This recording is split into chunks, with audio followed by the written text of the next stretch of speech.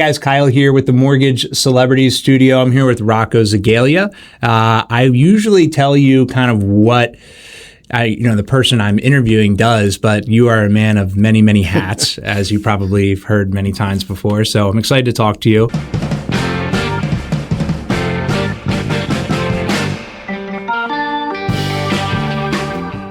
I kind of just want to get started with, where you grew up to your transition to where you are now, and go through the whole story. But where are you from? So that's a tough question. That's a loaded question, actually. When somebody asks me where I'm from, I usually say Tampa, Florida, because that's where I went to high school, junior high, all that stuff. Mm-hmm. But I really got my start in elementary school in Mansfield, Pennsylvania, which is a super small town, where I ended up going to college after the military. So that's a whole nother story in itself. Okay. So did you go back to Mansfield University because you wanted to be closer to where you were born? Or was it just to happen to So I was born in Syracuse, New York, because my dad was playing football for the Syracuse University at the time. So, okay. Long story. We moved to Mansfield when I was about 5 or 6 because both my parents were college coaches, my mom women's basketball and my dad football. Okay. So we moved to Mansfield when I was elementary age, and then I came back to Mansfield because a couple of different reasons. I always wanted to return to Mansfield. I never really wanted to leave there when I was a kid, and I had the opportunity to attend school basically tuition free because my dad was a coach there. So that's why I went back. Was he the football coach? He was an assistant. Okay. Yeah, a very, very highly respected assistant. So you played football at Mansfield? Played for 1 year. Okay. And that was it. Yeah. But you played in high school? I played in high school. Okay. Yes. Football father, what was that like? He didn't want me to play at Mansfield, quite honestly. He ended up being right. He's like, at the time I was probably 25 or 26 by the time I got to college. Mm-hmm. And he's like, what are you coming out here for? Like, what are you trying to prove? You've already played football down in Florida, highly competitive football. There's really nothing for you to prove here. You're not going to make the pros. This is Division II football. It's good football. And you're probably going to get your head beat in. And he was right in the end. So I stopped playing, and I ended up getting my bachelor's degree in 3 years. Okay. Yeah. 3 years? Yes. I think I took the 5-year route. Yeah. I took the super quick route. I went summers, full credit, full semesters in the summers. I think I had 18 credits each semester or each summer. And did you just not want to be there anymore? So you're like, I was in the mindset. I look back now and I'm like, man, I wish I would have stayed longer. But I was kind of in the mindset that I was already older, and I wanted to get out of there as soon as possible. Okay. Because I was looking at being 28 by the time I graduated. And I wanted to get a career started, right, and start making some money. So yeah, so that's why. So you were living in Tampa, went to school in Tampa, mm-hmm. and then you served in the military. I did. What branch? Air Force. Okay, and so tell me, I'm always fascinated about the conversation between parents and kids when they sign up. If they're not a military family, it's like a scared thing, what I found. So what was that like? Yeah, so it really wasn't my parents per se that suggested I go in the military. I went to community college in Tampa after high school, and that turned out to be not so great. I ended up quitting, honestly, and taking like some part-time jobs. So my life was kind of had no direction at that point. Mm-hmm. And my girlfriend at the time, her dad and mom were both in the Air Force at one point. And they suggested, hey, why don't you just go talk to a recruiter? So I did. And I think I actually committed that day. So my parents never really even knew that I was going to see a recruiter. They found out after the fact. Because you were already over 18. I was 19 at this point, yeah. Okay. Yeah. It's funny because like when I hear that story all the time, it's always the person who's a little bit lost who goes and does, and I don't mean that in any negative way. It's just like, what am I going to do from here? I think it's people that, need some direction, need some discipline. Meaning. And meaning. And I also think that there's a lot of, men and women out there that know they want to go in the military right from the get-go. Yeah. It's just ingrained in them. That's what they want to do after high school, and they go.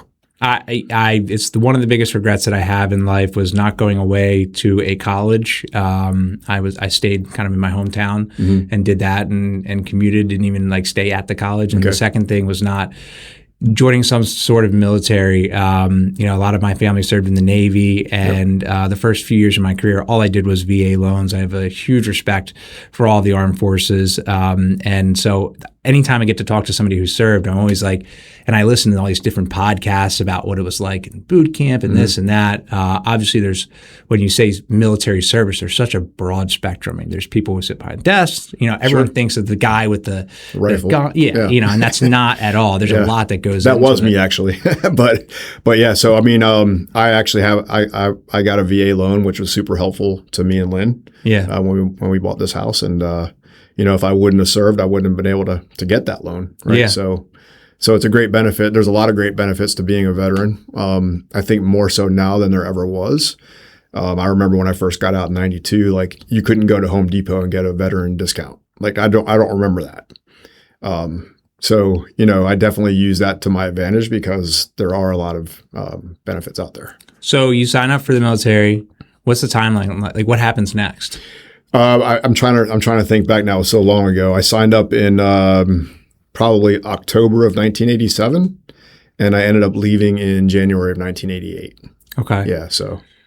And then that they take you like to boot camp? Is that what happened? Yeah. So you process. They took me to, they call it MEPS, and I don't remember what the acronym stands for now. Military Entrance Processing, something along those lines.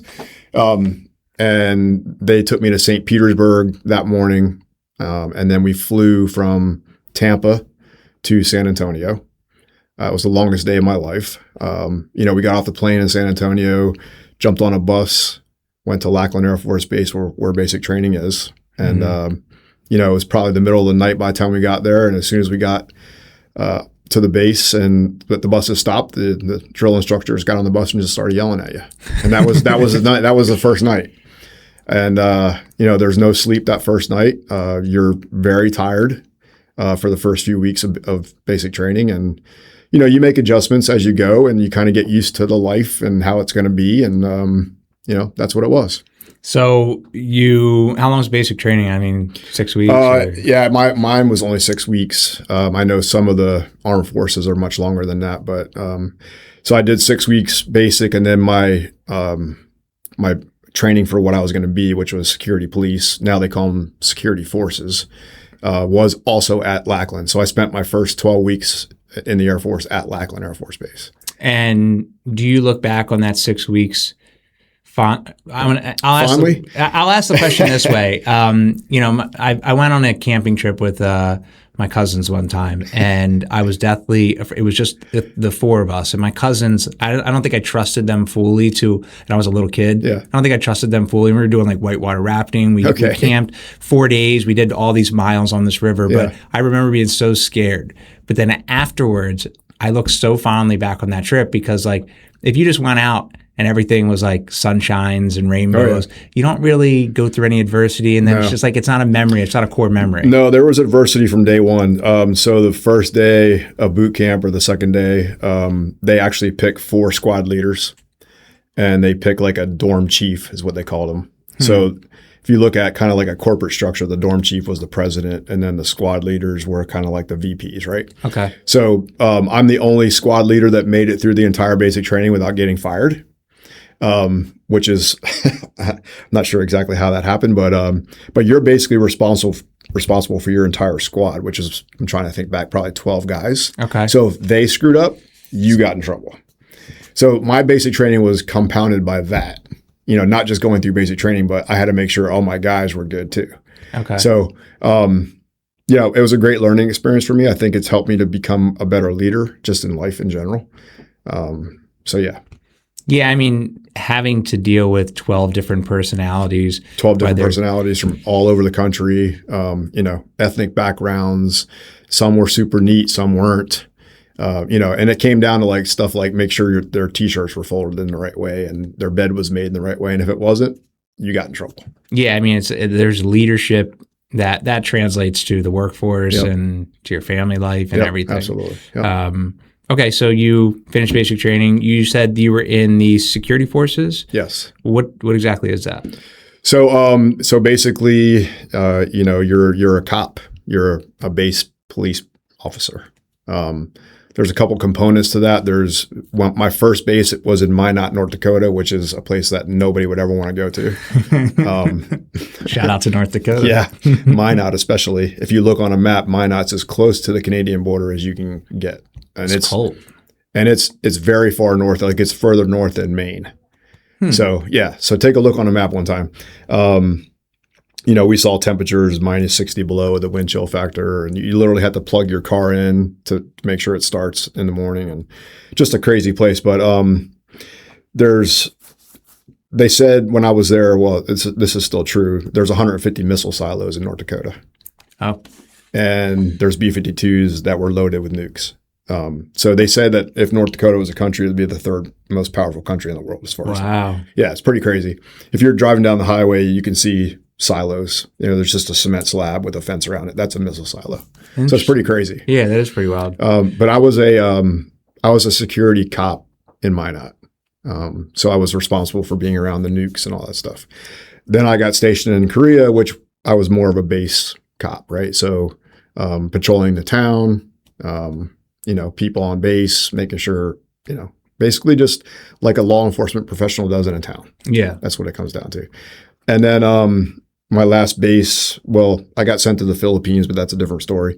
My last base was in Georgia, and same deal. I was basically a base cop, waving traffic in the mornings, making sure, people have the right IDs and things like that. So okay. Yeah. And so do you have some interesting stories from your time in Korea or the Philippines? Anything that sticks out to you? Yeah, I mean, as far as the Air Force goes, I was heavy weapon trained. So they sent some people back to Texas to become heavy weapon trained, which means I was trained on an M60 machine gun, a Mark 19 machine gun, which basically is a machine gun that fires grenades. Yeah. Many different weapons. So when I was in Korea, then I was on rapid deployment teams, which was pretty cool. Not everybody got to do that. So if something kicked off, you got deployed. Right? Yeah. So that was pretty neat. That's something I always look back on, and had a chance to go to the Philippines for about 20 days when I was in Korea too. They call it TDY, temporary duty. Okay. I'm trying to think back, but I think they took 7 of us down there. And there was some stuff going on down there. An airman had been shot and killed off base previous to that. And the Filipinos were not happy about us being there at Clark Air Base, which was our biggest air base in the Pacific at that time. Since then, a volcano has destroyed it. But so they weren't happy about us being there. They sent some extra folks down there to, kind of make sure things. Yeah. Yeah. I was just listening to a gentleman who was a M60 machine gunner in Vietnam. Mm-hmm. Average lifespan in 7 seconds for those guys in Vietnam. Yeah, they're hanging out of helicopters. Yep. And the way the barrel gets hot, it was a fascinating. I can't remember the guy's name, but yeah, that's a big undertaking for you to learn that, not knowing that if you're going to have to use that. Skill. No, it was neat though. I mean, I really enjoyed, I had to go back to Camp Bullis, Texas for that training. Mm-hmm. So that was neat. I got to go back to San Antonio a couple different times. But yeah, so I'm glad I had those qualifications. It just gave me a little bit more experience on different things than just being a base cop. You finish up your military career, what year? Do you remember what year it was that you left the military? Sure. I got out in January. I got out January 2nd, 1992. I can remember that. So you did your 4 years? Did my 4 years, yep. And was there an opportunity for you to stay, or were you just this is enough? I could have stayed. You can stay in and make it a career. In hindsight, I look back and I'm like, man, if I would have just done 16 more years, I could have been retired collecting a pension. But it's not an easy life. They moved me around quite a bit. As you heard, I was at 3 different bases basically in 4 years. Four bases if you count the Philippines. So it was not an easy life. I didn't know at the time, but I kind of had in the back of my mind that I wanted to go to college and get my degree, but I was going to try and figure out how to do that. Before I go into the college part of it, was there any? I love watching these travel shows, these different places. They go to, somewhere in Wisconsin, they get this meal. There's Philly's got the cheesesteak. Is there anything in North Dakota or in Texas or in Korea or the Philippines that sticks out to you as far as a meal? Honestly, in Korea, we never really knew what we were eating sometimes. They had these street vendors. I'm trying to think back at some of the names of the food, but like bulgogi kicks out to me, and yaki mandu, things like that. They were just so bad for you. Mm-hmm. But that's so good. After a night of being downtown and walking back to the base, you kind of wanted to snack on something. So, yeah. But there was rumors that it may have been something else. Who knows? But cat, whatever. I'm not going to say. But yeah. North Dakota was your typical like German food, and I'm trying to think back. Texas was your southwestern food. Yeah. Everybody's had it. So now, but then it's because now the world culture kind of is so blended because you see everything online. If you want to make bulgogi today, you can go make that. You can go to Wegmans, buy your ingredients. But back then, it's like you got to try this, and like the only place you're going to get it is Korea. And of course kimchi. Yeah. If you've never had kimchi, I don't really love it because if you got on a bus in Korea, the whole bus smelled like kimchi. Yeah. Literally. So I've had it before. I don't necessarily love it. It's one of my favorite foods. Is it really? Wow. That not. Is. I would want you to go spend a year in Korea and see if you still say that. I don't know that the kimchi that I eat is as potent as Probably the kimchi that you're going to get in Korea. No, the stuff they had over there was right out of the jars that were buried in the ground. But I can tell you, as soon as I open it, my wife and my daughter make me go to the garage to eat it because it's not the best smelling. So your daughter eats it? Wow. No, she doesn't eat it. She doesn't let me eat it around her. Okay, gotcha. All right. But if it's in a dish, like mixed in with something, they eat it. I mean, it's good. Yeah. It's a good. It's supposed to be good for you, right? It's great for you. Yeah. Just like sauerkraut. Yeah. It's the Korean version of sauerkraut. It's got some spiciness to it. Yeah. So you get out of the military. Mm-hmm. What's life? So that was a transitional period for me.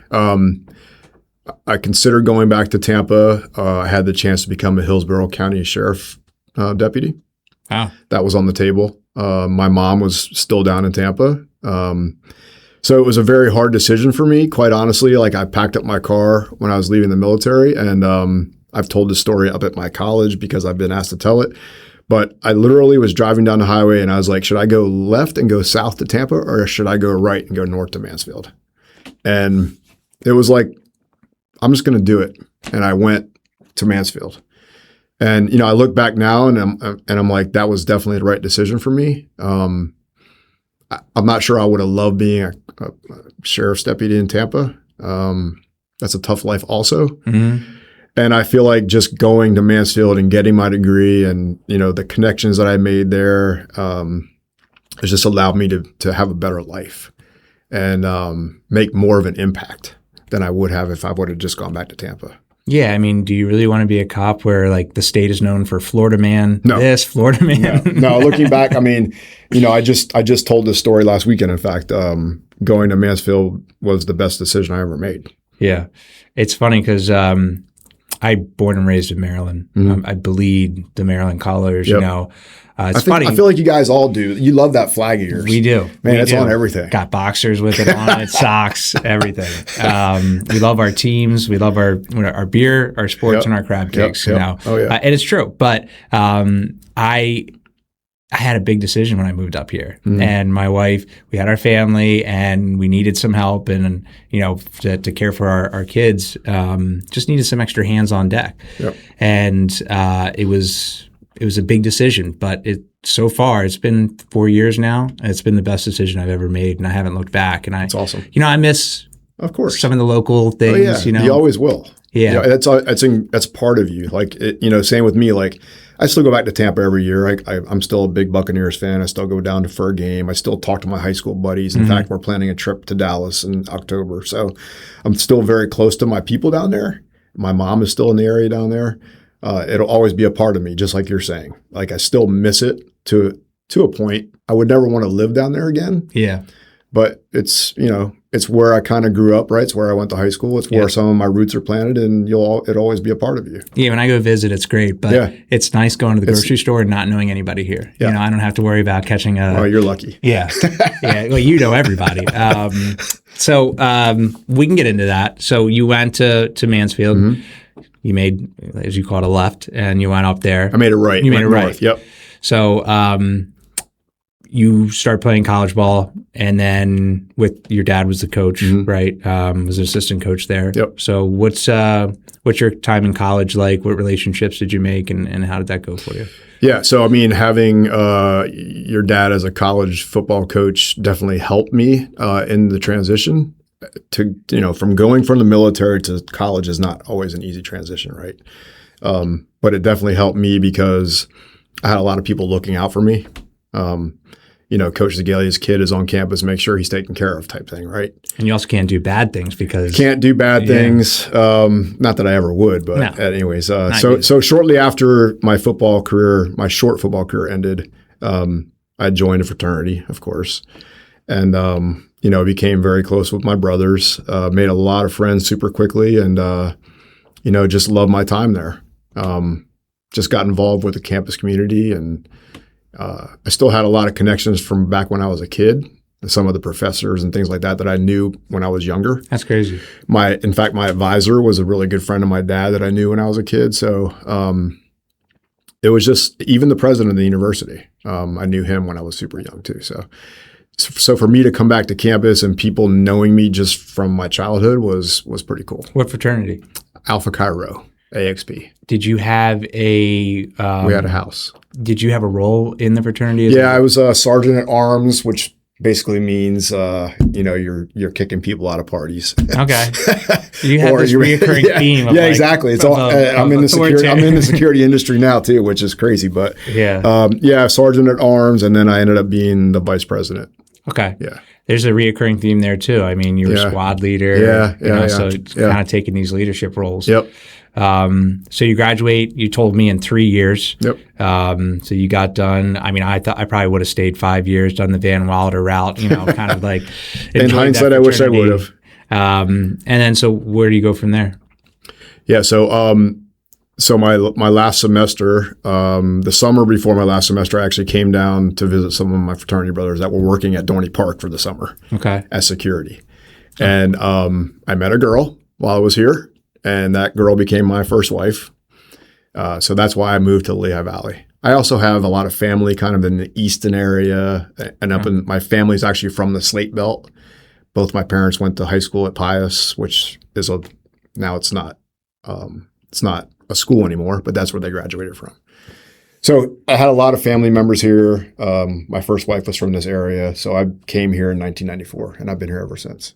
Okay. And so you established roots here, and I guess what kind of profession did you get into? Was it, again, going into security? Or so my first actual job right out of college, I had it secured before I even left Mansfield, was working at Kids Peace. Oh. So I was a counselor. It wasn't the greatest job. The pay was terrible. I was miserable every day going to work. Yeah. So shortly after that, I became an adoption caseworker, which was a super rewarding job for me. I did that for 5 years. I actually provided folks with home studies that they need to adopt kids. So I did international adoptions. I did infant adoptions. I did all kinds of special needs adoptions. So you line up. So I lined up the families with the kid. Yep. Interesting. And I would go to the court hearings and I would testify on behalf of the parents, and the judge would ask me, do I think they're going to make good parents and they're going to provide a good home for this child or for these children? And I would be like, yes. I would imagine. It was on my word that these people could adopt. I would imagine crazy. The majority of people that go through that program, you actually probably, correct me if I'm wrong, but you probably recommended because it's expensive, isn't it? It's very expensive. We're talking $20,000, $30,000 sometimes. Back then, you got to remember, this is back in 1995, 96. I'm sure it's become a lot more expensive since then. But, there was only one family that I didn't recommend, and I won't get into those reasons. But no. Yeah, but out of probably hundreds and hundreds that I did, yeah. Because to take that step, a family really has to go through a lot of hoops, and you're spending a lot of money, and you're not really going to get some tire kickers that exactly. are doing that. No tire kickers. No. When you were in the military, your time as squad leader, or even other times, did you ever find yourself gravitating to like troubled kids in the military, people who needed help? Yeah, I still feel like I kind of do that now. That's why I feel like I just kind of have that personality that wants to try and help people. In fact, it's pretty crazy, but throughout my career, even like in the last 5 years, I wish I could tell you how many people come to me and ask for help to find jobs. Like I joke that I should start my own like recruiting agency because I've helped a lot of people find jobs, and I have kind of like a waiting list of people that I'm still trying to help. So I've always had that mentality to try and help people.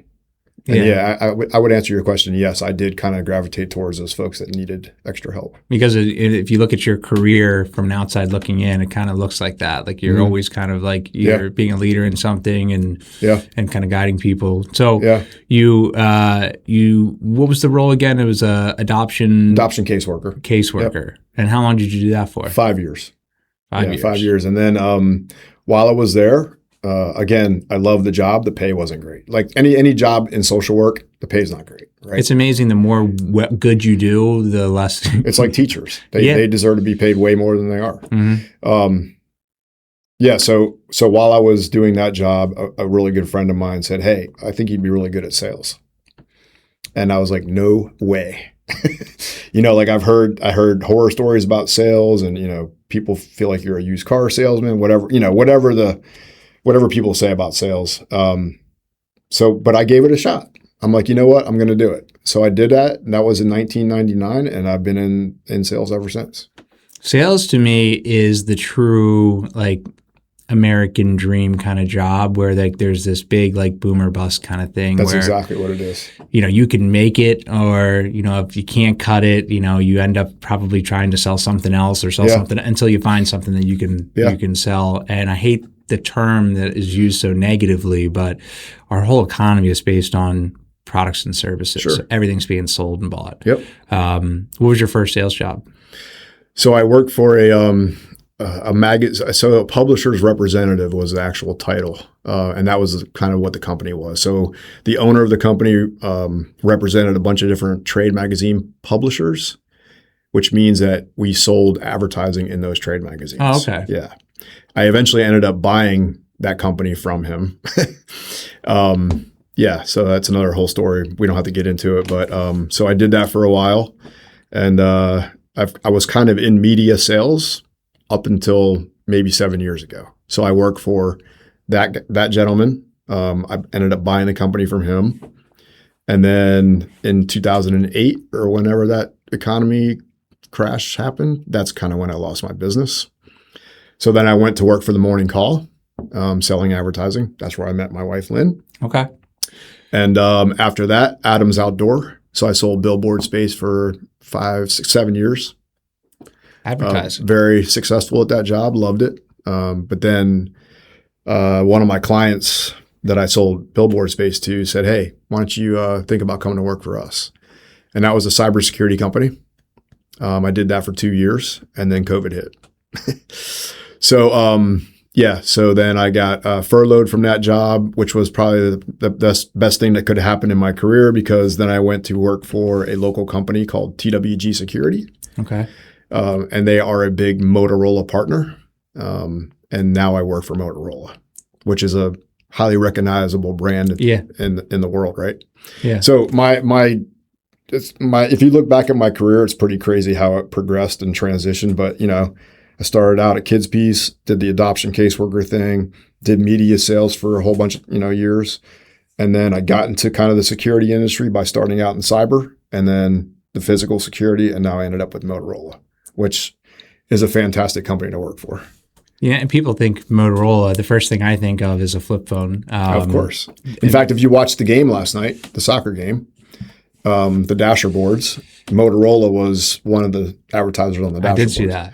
So, but that's the cell phone side of the company. Yeah. I work for the security side, which is called Motorola Solutions Incorporated. It's two separate entities. And what does that entail, your job now? So my job now, I'm a channel manager. So what does that mean? Motorola sells through a channel. Motorola can't sell. So I'm in the security industry. We sell video surveillance cameras, access control, weapons detection systems, things like that. So say you're a school district and you want video surveillance cameras. You can't go to Motorola and say, I want to buy from you. Motorola has to sell through a channel partner, which is where I used to work, a channel partner, TWG Security. So I manage those channel partners now. Mm-hmm. So I have probably 15 channel partners that I manage to make sure that they continue to sell our products. Why can't they go directly to Motorola? It's just how Motorola sells. Okay. Verizon does something similar in a lot of the cable companies. A lot of companies sell through a channel, yes. Okay. Yeah. And so back in security. Yep, back in security. Doing that now. And so part of the reason that, every time I talk with you, I always have more and more questions because you're doing so much. You also sit on the board of, I always get it wrong, Big Brothers Big Sisters. I want to say Boys and Girls. No, and everybody does. We really do struggle with that brand identity because people do get us mixed up with Boys and Girls Club. Totally separate missions.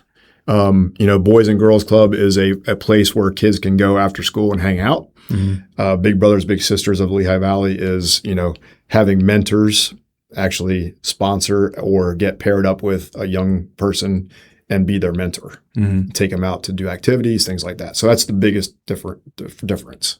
So Big Brothers, Big Sisters, you are, what's your position there? So I'm chairman of the board. Okay. Yep. Head honcho. If you want to say that, yeah. And so how long have you been there? So I've been on that board for, it's hard to say, I forget, maybe 5 or 6 years now. Okay. Yeah. Is it rewarding? Very. Yeah. So one thing I left out is I was a little brother at one time. I had a big brother. When we moved to Florida, my parents got divorced. That's why we moved to Florida. I was an early teen at that point in my life. My mom said, hey, I think, you would do well with some mentorship. So she signed me up. And, I always look back on that point in my life and I was like, yeah, that was a pretty good move on my mom's part. So ever since then, I've always wanted to give back to that specific organization because of that. It helped me out so much that I want to try and help them and steer them in the right direction. So that's why I'm there. I think a lot of life is you get what you give, and for you to receive that when you needed it, and you maybe not known you needed it at the time, and then for you to seek that out. Does your mom know that you do that? I'm sure she does. Yeah, my mom knows I'm pretty involved. Yeah, I would say she knows that. And does she know she's kind of the reason for that? Yeah, I've told her. Yeah. Yeah, that's kind of cool. Yeah. And so if somebody wants to get involved, because I'm assuming you're always looking for volunteers and help, what can they expect in doing that program? Yeah, they can expect to, we would hope that they would take a young person out at least once a month. What's a young person? We have kids anywhere from, 3, 4, 5, all the way up to 19, 20. So, yeah, a lot of teenage young men are on a waiting list because we just don't have the volunteers. So that's something we struggle with pretty often. It's kind of crazy that there's such a struggle with that because it's unfortunately the world is so crazy anymore that adults are afraid to be alone with kids because there's accusations and things like that can happen, and people just don't want to deal with that stuff. Like they don't want to be alone with a child in a car, and that's one of the struggles we deal with. Yeah, that is tough. Yeah. But the rewarding side of things, and I think somebody who's truly comfortable with themselves and able to give, because I always say this all the time, but you can't help others unless you help yourself, and unless you're in a place where you can help yourself. And I think there's a lot of people struggling themselves, so they can't help other people yet. Very true. But if you are one of those people that can lend some time, that's a great program, a great community program that you can give your time to. Yep. What else do you do? So I have a hard time saying no. That's my problem. That's why you're here today, because you couldn't say no. I am also the chairperson for the board for the American Heart Association. I've been involved with that group for a couple of years. And then I'm also on the board for, it's now called Blood Cancer United. It used to be called the Leukemia and Lymphoma Society. So they just rebranded to Blood Cancer United. So I sit on the board for that as well. And then I also am on the Veteran and Military Council for the Chamber. I sit on the board for that as well, secretary position.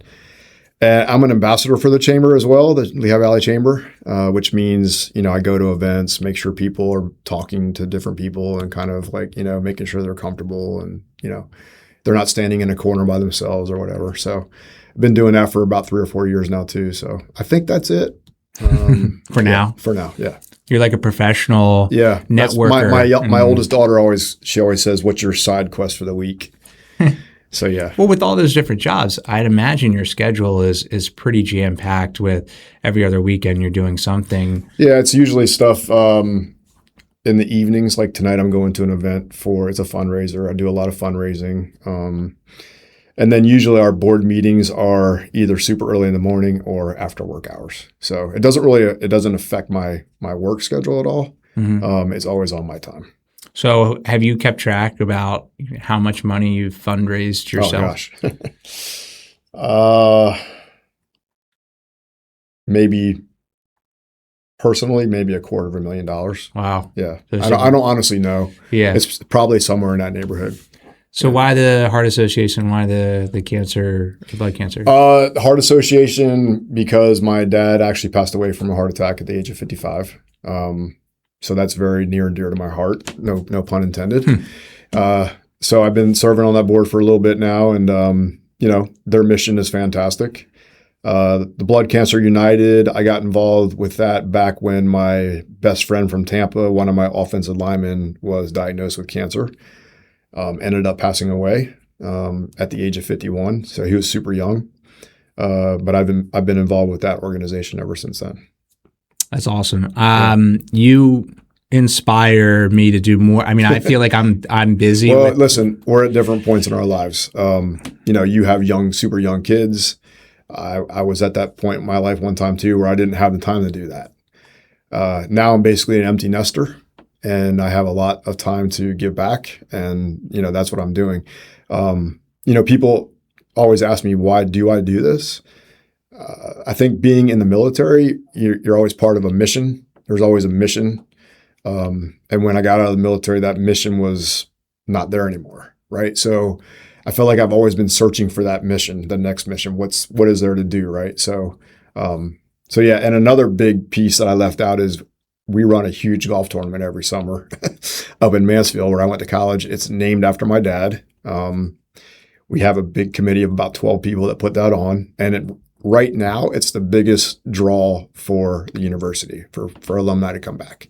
Bigger than our homecoming, actually. Wow. So that's coming up next weekend, July 11th, on my wife's birthday. She loves being up there for her birthday, having 200 people sing happy birthday to her. But yeah, so that's another piece that I'm involved with outside of the local community. I'm still very heavily involved with my university.